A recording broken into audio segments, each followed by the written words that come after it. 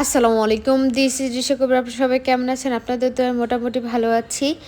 এই তো আমরা বের হয়েছিলাম কিছু কেনাকাটা করার জন্য। মেয়ের জন্মদিন বলে কথা। আমাদের প্ল্যান ছিল কিছুদিন পরে করার, কিন্তু হঠাৎ করে আমাদের সিদ্ধান্ত যে আমরা মানে ওর জন্মদিনেই করব।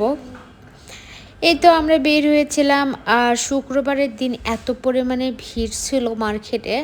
আমরা মানে ভিড়ে আমরা কিছু কেনাকাটা না করতে পেরে আমরা দ্বিতীয় দিনে রওনা দেই। আসলে এত পরিমাণে মানুষ ছিল, শীতের কেনাকাটা করতেছিল। শীত আসতে না আসতে সবার কেনাকাটা শুরু হয়ে গেছে, আর আমরাও গিয়েছিলাম কিছু কেনাকাটা করার জন্য। আসলে আমাদের পছন্দ হয়, আমরা সেভাবে কিনে নিয়ে আসি। নেক্সট ব্লগে আপনারা দেখতে পাবেন ফারিসার জন্য আমরা কি নিয়েছি। এই তো মেয়েরে নিয়ে যাচ্ছিলাম, আর মেয়েরে বলতেছিলাম বাবা তুমি কি খাবে। আমার মেয়ের তো বরাবরই পছন্দ চিকেন বল, বাহিরে আসলে চিকেন বলটা খুবই পছন্দ করে।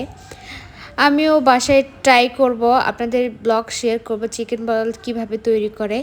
এই তো এখান থেকে আমি সব সময় ওর জন্য চিকেন বলটা এখান থেকেই নেই।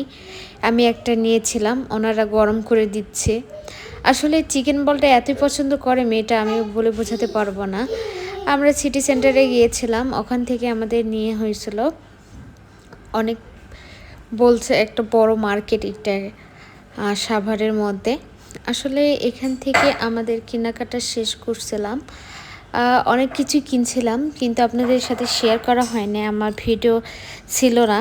আসলে কোথাও বাইরে গেলে আমার ওইভাবে ভিডিও করা হয় না, আমি ওইভাবে প্রিপারেশন নিতে পারি না। কেনাকাটা করতেছিলাম আর ভাবতেছিলাম যে মেয়ে তো বড় হয়ে গেল।